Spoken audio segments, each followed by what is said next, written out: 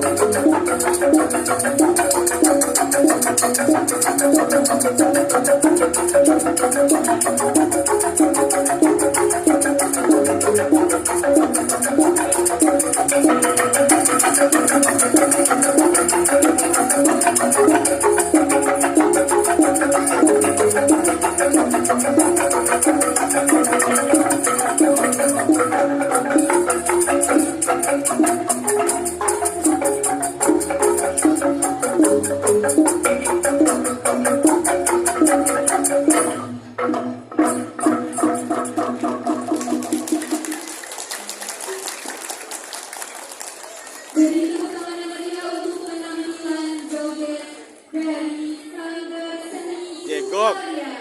jegok joget.